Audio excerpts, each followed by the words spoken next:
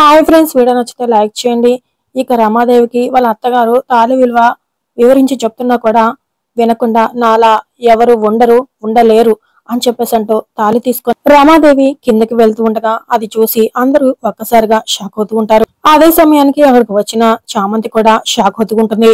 ఇక రమాదేవి తన తాళిని కూడా తులాభారంలో వేయగా అయినా సరే రోజా తొక్కుపోవడంతో రమాదేవితో పాటు అందరూ ఒక్కసారిగా షాక్ అవుతూ ఉంటారు. భ్రమర వాళ్ళు మాత్రం చాలా సంతోషపడుతూ ఉంటారు. అంతలో రమాదేవి చంద్రిక దగ్గరకు వచ్చి నీ మెడలో ఉన్న తాళి తీసివ్వు అని అడగటంతో చంద్రికతో పాటు భ్రమర వాళ్ళు కూడా షాక్ అవుతూ ఉంటారు. కానీ రమాదేవి మాత్రం ఇవ్వు చంద్రిక అని పెద్దగా అరుస్తూ అడుగుతూ ఉంటుంది.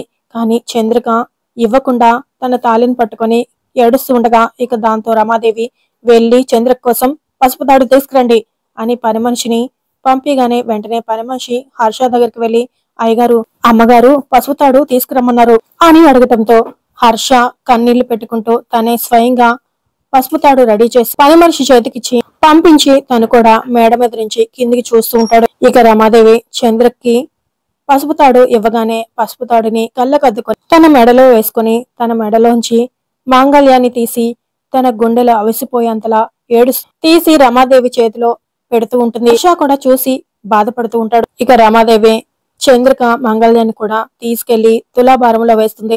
అయినా కూడా రోజా తొక్కుపడంతో షాక్ అయిపోతూ టెన్షన్ పడుతూ ఉండగా భ్రమర తన బంగారం ఎక్కడ తీసుకుంటారో అని అక్కడి నుంచి తప్పించుకొని వెళ్ళబోతూ ఉండగా అంతలో రమాదేవి భ్రమర అని పిలవటంతో అబ్బే ఇదంతా రోల్డ్ గోల్డ్ వదినా చెప్పండి అని అంటూ ఉండగా అవునమ్మా అవును రోల్డ్ గోల్డ్ అని అబద్ధం చెప్పి తప్పించుకుంటారు. ఇక ఇదంతా చూస్తూ ఉన్న చామంతి వెంటనే కృష్ణయ్య విగ్రహం దగ్గరికి వెళ్లి దండం పెట్టుకుని కృష్ణయ్య పాదాల దగ్గర ఉన్న చామంతి పువ్వు తీసుకొని కళ్ళకద్దుకొని లోపలికి వస్తూ ఉండగా అంతలో రాజవంశీయులు అమ్మ మరికొద్ది క్షణాల్లో శుభగడియలు ముగిసిపోతున్నాయి. యువరాణి తులాభారం తూయినంత వరకు మీరు కోరుకున్నట్టు యువరాణి మీ కోడలు కాలేదు. ఆ రాజమణిహారం మీ చెంతకు రాలేదమ్మా అని చెప్పడంతో ఇక రోజా రమాదేవి అందరూ షాక్ అయిపోతూ టెన్షన్ పడుతూ ఉంటారు.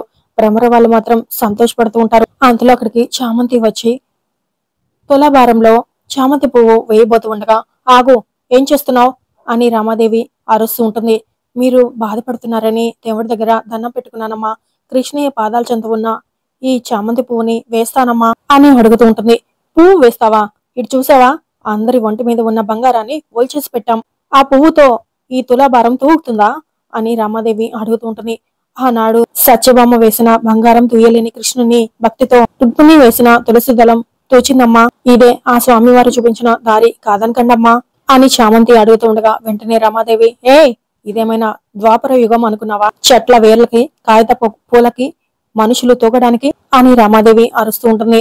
అంతలో గురువు గారు అలా అనకమ్మా, యుగం మారిన భక్తితో కొలిస్తే దేవుని దయ మారుతుంది. ఆ దేవుణ్ణి తన ఇష్టం తీర్చమని కాదు నీ కష్టం తీర్చమని అడిగింది. స్వార్థంతో కోరితే ఇవ్వడానికి దేవుడు ఆలోచిస్తాడేమో కానీ నిస్వార్థంతో ఇతరుల కోసం కోరినప్పుడు ఆ దేవుడు తదాస్తు అంటాడు. ఆ భక్తికి భగవంతుడు ఎప్పుడు బానిస అవుతాడమ్మా. ఆ భగవంతుని అనుగ్రహం ఎలా ఉందో ఆ అమ్మాయి ప్రయత్నం ఆ అమ్మాయిని చేయనివ్వమ్మా అని గురువు గారు రాజవంశీయులు చెప్పడంతో చామంతి కృష్ణని తలుచుకుని మరోసారి దండం పెట్టుకుని తులాభారంలో ఆ పువ్వుని వేస్తూ ఉంటుంది. రమాదేవి ఏం మాట్లాడకుండా సైలెంట్ గా ఉంటుంది. అదే సమయానికి అక్కడికి ప్రేమ వచ్చి చూస్తూ ఉంటాడు. చామంతి అలా పువ్వు వేసిందో లేదో తన భక్తి వల్ల ఆ దేవుడి అనుగ్రహం వల్ల ఒక్కసారిగా కాట తొగుతుంది. అది చూస్తూ ఉన్న అందరూ కూడా ఒక్కసారిగా ఆశ్చర్యపోతూ ఉంటారు. గురువు గారు యుగాలు మారిన దైవానుగ్రహం మారలేదమ్మా, ఇప్పుడు మరోసారి రుజువైంది. ఆ అమ్మాయి భక్తికి ఆ చామంతి బంగారం కంటే విలువైంది అని గురువు గారు అంటూ ఉండగా ఇక చామంతి కూడా చాలా సంతోషపడుతూ వెంటనే కృష్ణయ్యని తలుచుకుంటూ దండం పెట్టుకుంటూ ఉంటుంది.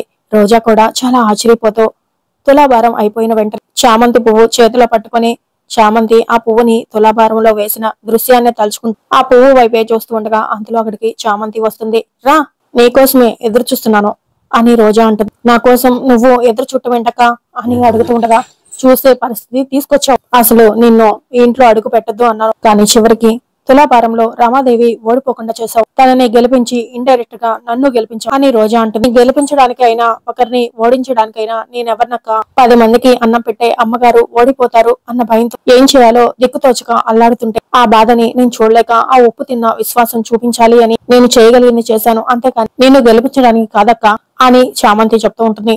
ఏదైతే ఏంటి, నువ్వు చేసింది నాకు ఉపయోగపడింది అని రోజా అంటుంది. ఎందుకక్క నీలో ఇంత స్వార్థం? అసలు ఈ బుద్ధి నీకు ఎక్కడి నుంచి వచ్చింది? ఈ ఇంటి కోడలివి కావాలని అబద్ధాలు ఆడావు, మోసాలు చేస్తున్నావు. నీ మెడలో మాల పట్టం కోసం చివరికి అమ్మగారి మెడలో, చంద్రకత్త మెడలో తాళిని తీసే పరిస్థితి కూడా తీసుకొచ్చావు. మంచిది కాదక్క. ఆడదాని ఐదోతనంతో ఆటలాడటం ఎప్పుడు మంచిది కాదు. భర్త 100 ఏళ్ల జీవితాన్ని తన గుండెల మీద మోసు, ఎప్పుడు భర్త ఆయురారోగ్యాలతో ఉండేలా చూడు స్వామి అని నిత్యం కళ్ళకద్దుకునే తాలిబొట్టిని నీ స్వార్థం కోసం తీసేలా చేసావు అంటే దాని పర్యవసానం ఏ విధంగా ఉంటుందో ఆలోచించావా అని చామంతి అడుగుతూ ఉంటుంది. నాకు కావాల్సింది ఎలా దక్కుతుందా అని ఆలోచిస్తాను కానీ అవతలి వాళ్ళ గురించి ఆలోచిస్తే నేను అనుకున్నది సాధించలేను అని రోజా అంటుంది. ఏం సాధించావక్క? ఇంట్లో ఉన్న బంగారం అంతా ఊడ్చేసిన, చివరికి తాలిబొట్టు తీసేసినా కూడా తొగలేదు కదా. చివరికి ఏదో నా ప్రయత్నంగా ఆ దైవానికి దండం పెట్టుకుని ఈ చామంతిని తీసుకొచ్చి వేశాను. ఆయన దయ వల్ల అది తూగింది అంతేనక్క అని చామంతి అంటుంది. ఓ, నువ్వు దేవుడికి దండం పెట్టుకోవడం వల్ల, ఈ పువ్వు తీసుకొచ్చి వేయడం వల్లే తూగాను అనుకుంటున్నావా? అంతగా అదంతా నీ భ్రమ.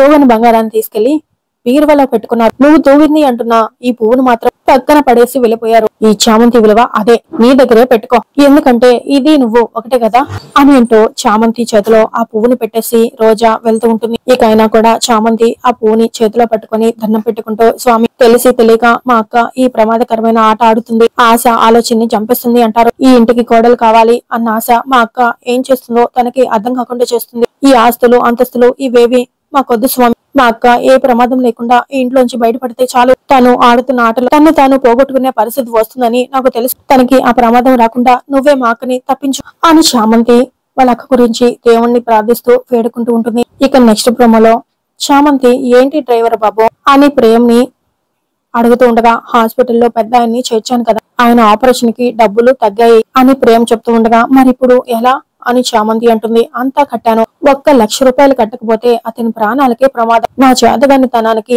ఆ పెద్ద ఆయన ప్రాణం పోతుందేమోనని బాధగా ఉంది శ్యామ్ అని ప్రేమ్ చెప్తూ బాధపడుతూ ఉంటాడు. ఇక ఆ మాట విని చామంతి కూడా షాక్ అవుతూ ఉంటుంది. మరి చామంతి ఏం చేయబోతుంది? ఆ ₹1,00,000 తనే తీసుకొచ్చి ప్రేమ్ కి ఇచ్చి వాళ్ళ నాన్న ప్రాణాన్ని ఇండైరెక్ట్ గా తనే కాపాడుతుందా లేదా అనేది నెక్స్ట్ రాబోయే ఎపిసోడ్ లో తెలుసుకుందాం ఫ్రెండ్స్.